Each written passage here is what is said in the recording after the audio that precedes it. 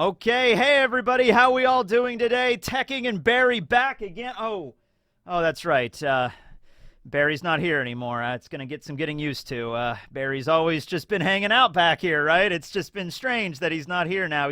He's on vacation. In case you missed the last episode, he decided to take some time off. But that's okay, everybody. We can have just as much fun without Barry here, right? Right? It'll be just like the good old days, remember? Like Cone is here. Bleach is coming back tomorrow, right? I talked about Bleach for 5 years. Barry wasn't here at all. Or maybe he was. I don't really remember. That phase of YouTube has been very foggy to me. I don't know. Should have gone Bonkai, right, everybody?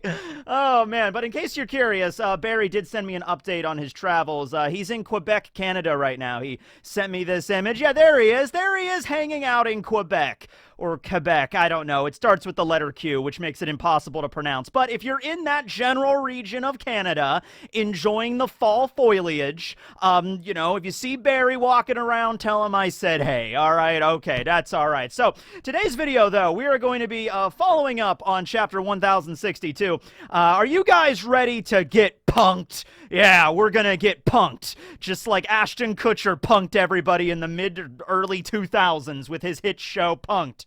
Remember that? Remember Punked? The first iteration of Punked. It was hosted by Ashton Kutcher from that 70s show.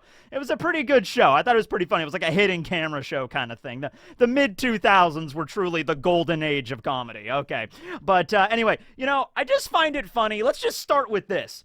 Leave it to Oda to have this mysterious figure of Vegapunk be in the background of the One Piece story for over a decade now, right? I think it actually might be like 15 years now since the first time Vegapunk was mentioned, because he was first mentioned by Kuma during Thriller Bark, right? Well, Thriller Bark, I think, was serialized back in 2007?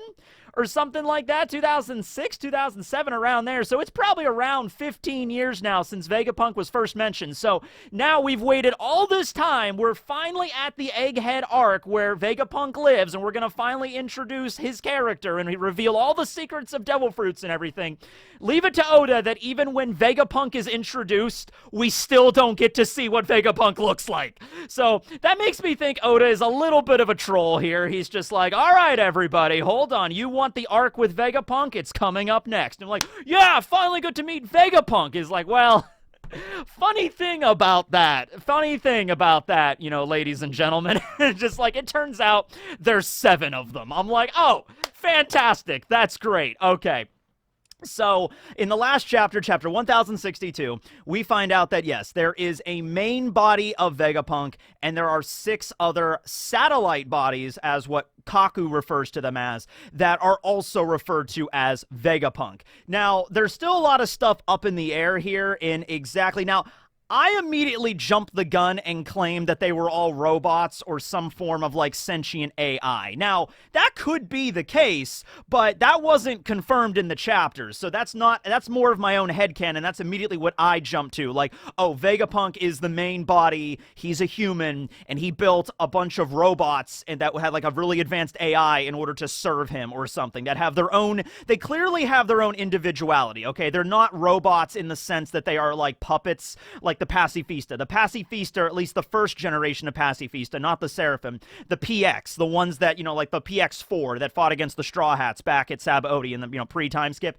That was clearly a robot that had to be issued orders. You go over there and fight, the Straw Hats. And the PX4 is like, yes, orders confirmed. Seraphim seem to be, they take direct orders as well, but they have maybe a little bit more individuality. And Vegapunk's satellite bodies certainly have the level of individuality to the point where they have their own names and their own unique personalities, and they're seemingly their own way of expressing their emotions, okay? Lilith seemed to be a little bit more evil. We're gonna rob the Straw Hats. And then Atlas, who met Luffy's group, Chopper and Jinbei and Bonnie and everybody, was more wrathful, okay? So Atlas literally is wrath, and then Lilith is evil. We also get to see at least a little bit of Shaka, who was logic, okay, who was much more logical, referring to, hey, yeah, Lilith, you're an idiot. That's Zoro and Nico Robin on that ship. They could both kill you very quickly, so you kind of messed up here, right? So logic, evil, and wrath were the ones that we met. However, there's a few others. I went ahead and just, this chart was shown in the chapter, but I just, redid it so I could show it to you here without copyright issues. So we have the main body, which was referred to as by Lilith as the main Stella body. What does Stella mean? Well, I thought originally it was a Streetcar Named Desire reference. Stella! Okay, but no, it probably was not that. In the translator notes for that one particular chapter on TCB, it was revealed most of the names that we're going to get for the satellite bodies and the main body as well are appropriately named after celestial phenomenon, whether it be stars or the names of specific craters on the moon or constellations, like a collection of stars, that sort of situation, which makes sense given the fact that Vegapunk is a scientist, okay? So the thing that I like the most about that, Stella, is that in Latin, because I never had Latin. Did anybody ever have Latin in school? Growing up in, like, the public school system in America, yeah, we didn't have Latin class. We didn't even have that in college. But if you had Latin, maybe you might know that Stella is a term for a celestial star, okay, in Latin. So that would fit, okay? Probably not the streetcar reference, okay? So, yeah, that's the term for the main body. Then we have the 6 satellite bodies. So they each have a number designation, an individual name, and the aspect of Vegapunk, I guess they represent. We're going to get into exactly what these different, aspects really mean, okay? If this is like a situation where Vegapunk cloned himself, it's just like, you are myself that represents wrath. You are myself that represents logic, Or if there's something else going on here, there's a few different ways you could take it. But here are the 6 satellite bodies, okay? We have number 1, whose name is Shaka. They represent logic, okay? Shaka, there was a few different terms in the translator notes exactly what Shaka means. The one that I think makes the most sense is that Shaka, or Shaka Nyorai, was the Japanese term for the Buddha. So the original Buddha that lived during the 5th century BC, Siddhartha Gautama, his name in Japanese is Shaka Nyorai, and there's like other ways you can pronounce his name, but Shaka being a reference to that, I can kind of see it, okay? The first satellite body, the one that embodies logic, being named after the Buddha, I could kind of see that fitting. So I'm just going to go ahead with that until, like, Oda clarifies otherwise. Then we have number 2, who is the first body we met at the end of the last chapter, the one that appeared out of the robot, the woman with the bodysuit. She was Punk number 2, Lilith, indicating evil, okay? And in the review, I went on about Lilith and her origins during Mesopotamia, references in Jewish mythology. Honestly, though, I would say Lilith is one of those figures or goddesses, or I guess demons, depending on the context here, that is utilized a lot more in fiction nowadays than maybe back then, because, I don't know, like the idea of just the name sounds cool, right? Like Lilith. So maybe, like, there's a lot of, like, authors and video game designers and people, like, writing manga and stuff, comic book artists these days that might just be like, oh, I need a name for, like, an evil goddess or the queen of the vampires or the queen of the demons or something. I will call her Lilith, It's just a cool name, you know what I mean? So I think that a lot more stuff with her is contemporary rather than actual, like, stuff back in history, but she does stretch back to, like, Sumerian culture, okay? So I went in a little bit more detail on that in the chapter. Then we have number 3, Edison, named after Thomas Edison. This is probably the first reference that most people would probably get. And Edison represents flair. Okay, so flair or creativity, and then we also, because there's a lot of stuff named after craters on the moon, Edison is a crater on the moon. Obviously, the scientist, came first, and then they named a crater on the far side of the moon after Edison, okay? Which, by the way, I was thinking, like, maybe just the fact they were, like, craters on the moon might be more coincidence, if anything, Because, like, okay, Edison was clearly a very prominent scientist in our world. Everybody's going to know the name Thomas Edison when you put Edison in the One Piece chapter, right? So the idea that there's a crater on the moon named after Edison, I felt was just kind of like, it's just kind of like an extra thing. But then you start thinking of how relevant the moon is in One Piece, like the fairy Earth, the endless Earth where Enel is, and everything with the city and the automata. So maybe there is a direction that Oda's pointing to here, like pay attention to the moon. You know what I mean? So pay attention to that. Then we have number 4, Pythagoras. I went on a whole tirade about Pythagoras in the review, but go check that out. Yeah. So Pythagoras represents wisdom. Also scientist, not really. He was a mathematician, philosopher that lived around the 5th century BC. Honestly, kind of in the contemporary time period with the Buddha, although I think the Buddha was from like the 6th century to the 5th century, whereas Pythagoras was 5th century. He died in 495 BC, so he died right at the beginning of 4th century BC. So, yeah, you could look at it like that. And then we have number 5, Atlas or Wrath. This was the one that, the Straw Hats, Luffy, Chopper, Jinbei, and Bonnie met. It was also a little weird because in the actual diagram that Kaku drew to explain this whole thing to Lucci. By the way, I love that. I love the fact that Kaku has to sit there and like explain the concept of like Vegapunk having multiple bodies to Lucci, and Lucci's just sitting there like, geniuses are such a pain. Can't we just go in and just call it a day? And Kaku's like, no, it's not going to be that simple. So he draws him a little diagram. See, Lucci, here's the diagram. It just that was really funny to me. But anyway, yeah. So the interesting thing though is on the diagram, Atlas was written as number 5, and in the actual chapter, Atlas is wearing a dress that has the number 6 on it. So I don't know if that was intentional or if it was just like a mix-up on Oda's part. It might be not really a big deal, like whether or not Atlas is number 5 or number 6, but it was just a little bit of confusion there. Then we have number 6, who is Yoke, and Yoke represents desire, and that is also the name of a constellation, okay? So those are the 6 bodies plus the main body. So out of all of the satellite bodies, we saw like the back of the helmet of number 1, and then we saw a lot of number 2 and a lot of number 4. No, a lot of number 2 and a lot of number 5, which is Atlas. And then we don't know anything about Edison, Pythagoras, or Yoke yet. We really don't know anything about Shaka either, but we know they wear a really cool helmet, okay? So, what exactly are these satellite bodies? I've seen a lot of ideas, a lot of different perspectives that you can take this, okay? Sure, the robot advanced AI thing is one direction, but I don't think that's where Oda's going with it, because even the way that Kaku described the bodies in the chapter was still a little unusual and a little bit contradictory. So the way that Kaku first explains this to Lucci is that Vegapunk is still one individual, all right? He says that in the chapter. He's like, Vegapunk is still only one individual. However, there are also 6 other bodies that are also Dr. Vegapunk. Now, you also have to understand with this that if they're not robots, they could actually be clones, because Vegapunk is somebody that discovered what DNA is and the human genome and the lineage factor. It's just called the lineage factor in One Piece, but it's the same thing as like DNA in our world, okay? Same thing. They just called it a different thing in their world, okay?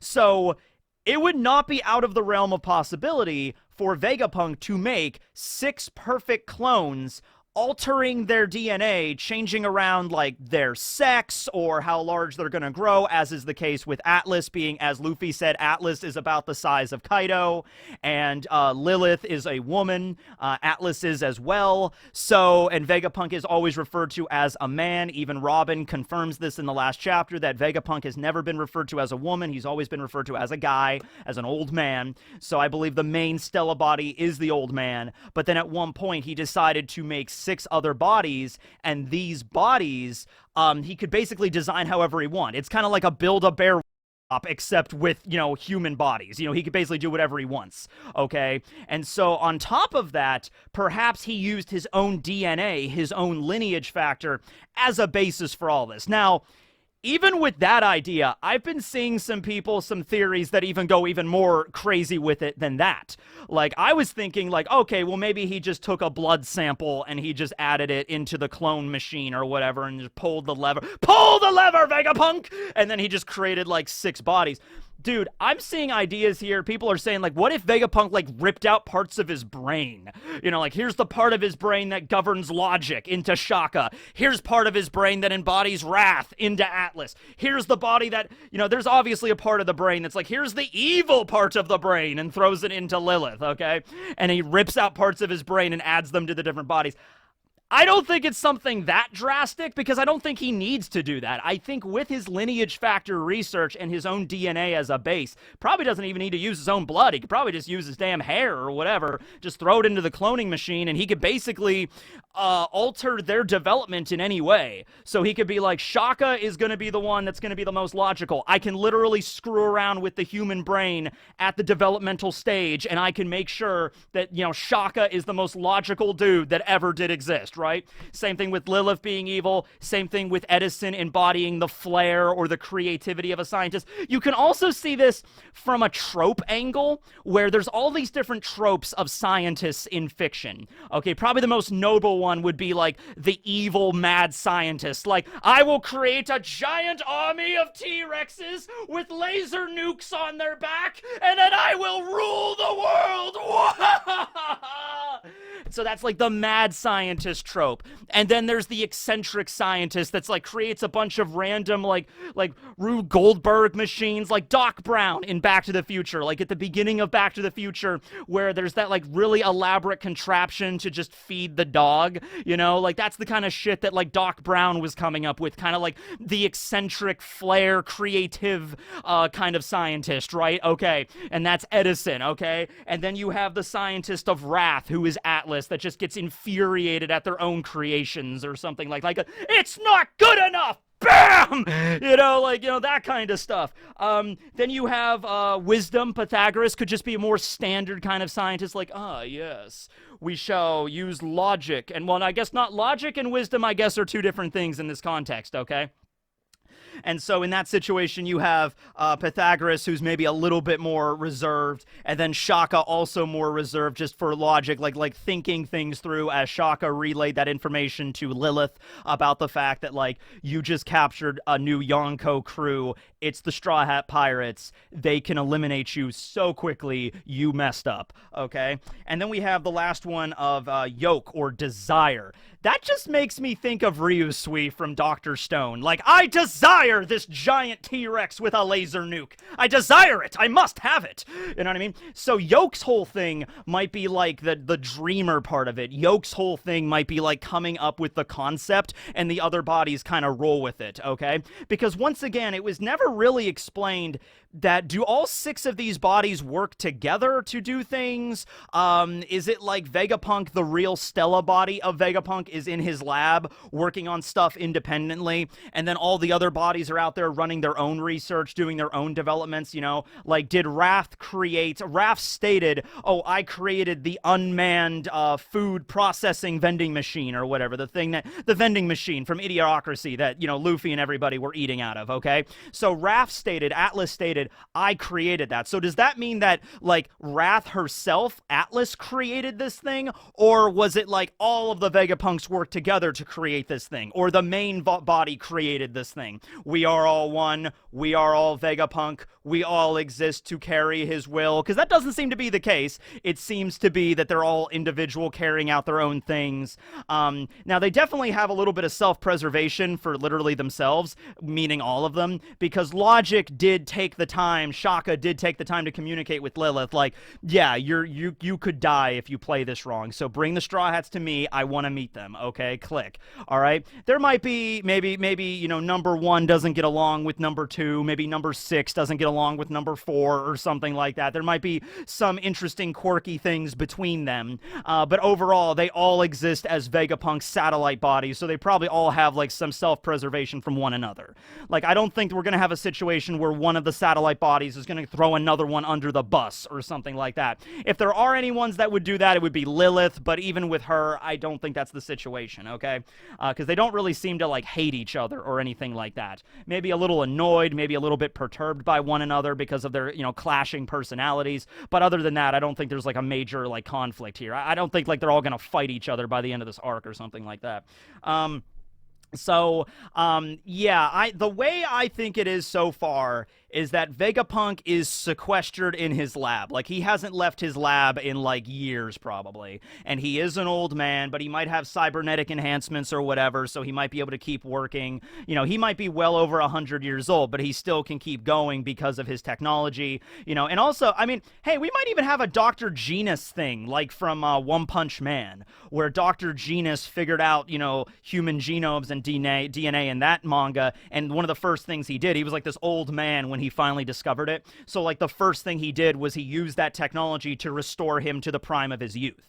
So honestly, like, if Vegapunk has cracked the lineage factor to the point where he's making clones of himself, if that's what the satellite bodies really are, and they each have their own individual personalities, and, you know, he can change anything about them pretty much at will, then I'm pretty sure at this point Vegapunk should have the technology for eternal youth. You know what I mean? He could make, like, even if he can't mass produce it, because that was something that was brought up in the last chapter, like, there's the island aircon system and the vending machine technology. That was the reason Atlas got so pissed off. Like, I can't mass produce these things because I'm the only one, just the main body and the satellite bodies are the only ones capable of understanding the blueprints, and then there's limits of resources, there's limits of funding and all this stuff, and so, you know, that resulted in Atlas getting very frustrated and punching a giant alien snake.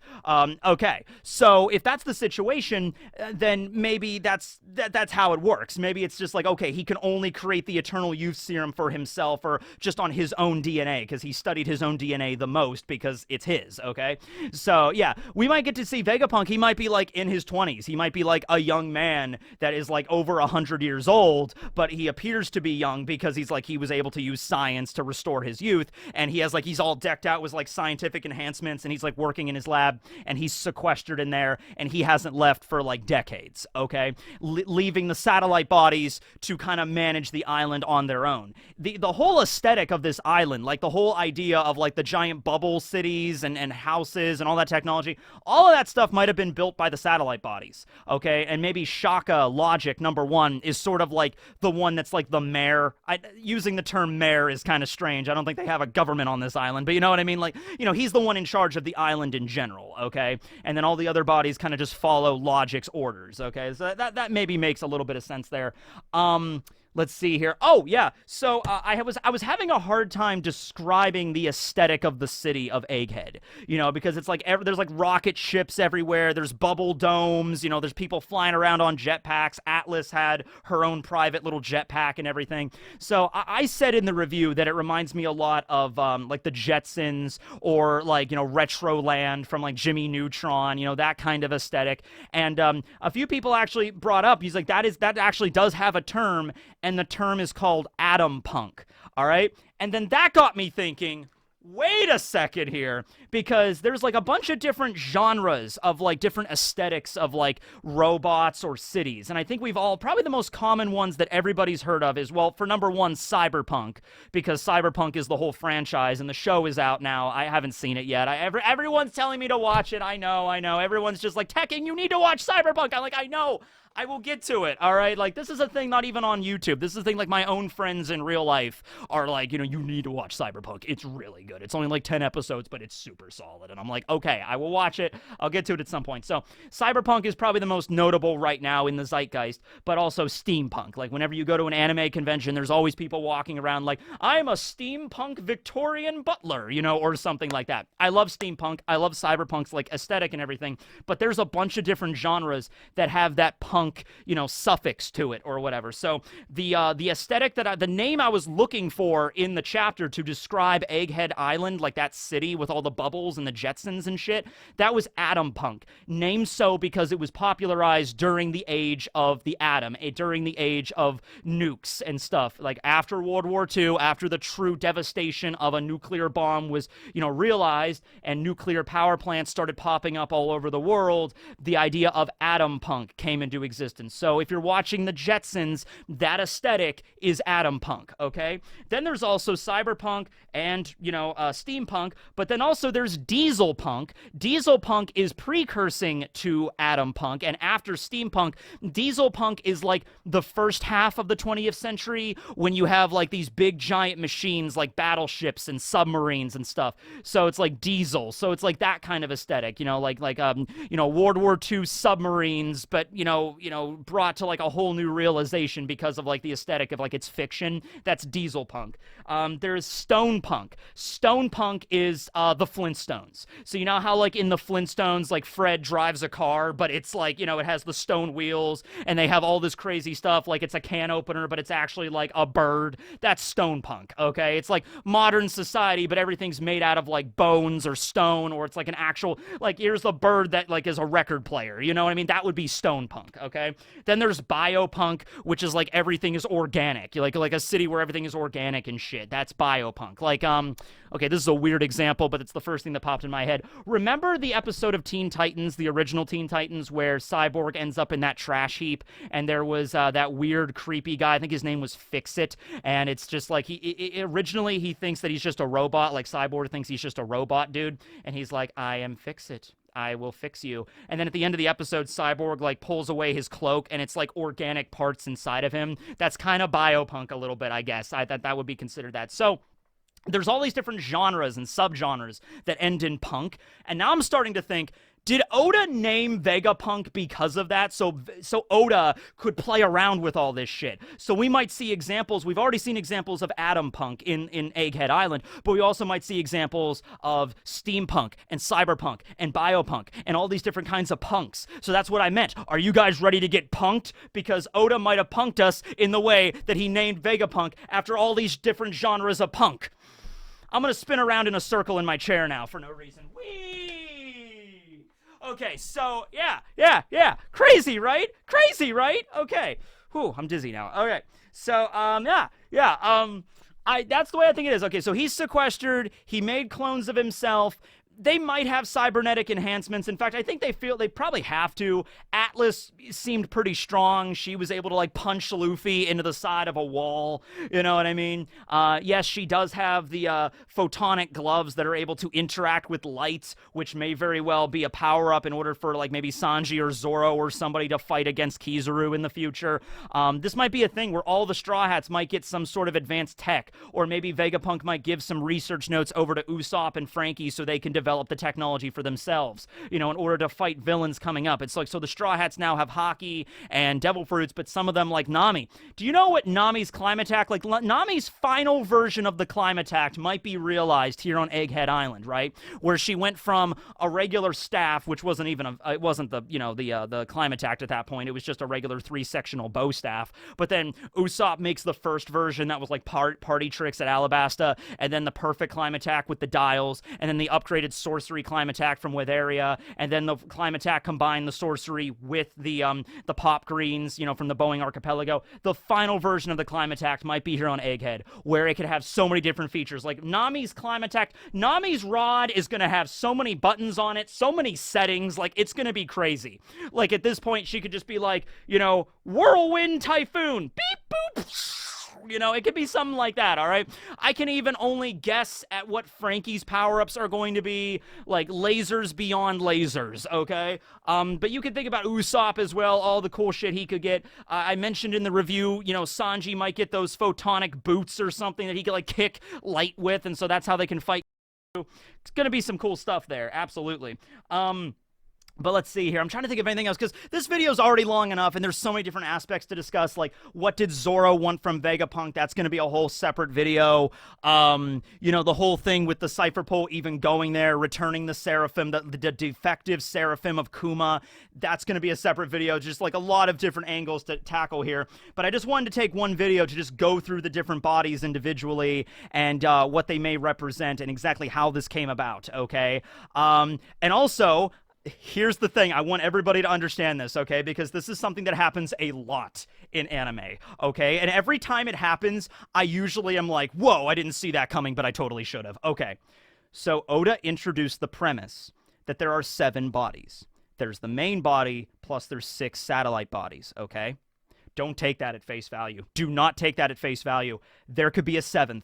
There could be a seventh body somewhere out there. There could be a special top secret like android, like back in like Android 16 is like not, supposed to be awakened, in like Dragon Ball or something like that. So just this might be a Dragon Ball thing. And then there was Cell, who we didn't know about. So it's like, keep that in mind. There might be like the Straw Hats might defeat all of the different like scientists. They might not actually have to fight each and every one of them, but we might get introduced to all of them. Then there might be a seventh or an eighth body, or even more than that we didn't know about beforehand. Or there could be a zero body. You would assume that the Stella body is zero, but that might not be the case. There might be another like satellite zero, Punk Zero, that was like the first prototype that Vegapunk ever built and was a failure or something, right? That might be the strongest out of all of them. So I'm just gonna like, do not just set down like, oh, this is the chart we got in the last chapter, therefore this has to be how it is. No, it could go beyond the chart, okay? So just, I want to keep that in mind for everybody involved, because I can't tell you how many times in anime, like, it's like, this is the villainous organization, the Power Eight, and it's like, oh, there's only 8 of them, and it's like, actually, there's a 9th. I'm like, oh my god! You know what I mean? Like that, yeah, so don't fall for that shit, alright? Because I've fallen for it enough. Okay, anyway, thanks for watching, everybody. I think we did pretty good without Barry being here. Oh, one thing though, yeah, so there was a little bit of a mix-up here. So I wanted to do this video after the official Viz translation came out, because I'm like, okay, I wanted to cover some stuff in more detail, see how the official translation handled it, especially with the whole Atlas thing. And I thought, oh, okay, well, it's going to come out Sunday. That's perfect, because Sunday I can do this video, and then Monday, tomorrow, I think the first episode of the 1,000-Year Blood War arc of Bleach is coming out. Like, tomorrow, I should be reviewing this. I should be talking about it. So it turns out, though, that the chapter, the Viz chapters are not going to be released till tomorrow. So I'm like, ah, crap, that kind of throws a wrench in the works. So I decided to go ahead with this video anyway, because tomorrow when the Bleach anime comes out, I gotta talk about that. Like, that's gotta be the first major priority with that, obviously. So I'm like, all right, we might find out some of the answers to these questions that I posed in the Viz translation. When that comes out, we might learn a little bit more about it, but I had to make this video now anyway because of just like a scheduling thing, so I apologize for that. But anyway, thanks for watching. Now we can go to Monkey Facts. Go to the Monkey Fact intro, please. Got the funky monkey facts with Tekking101.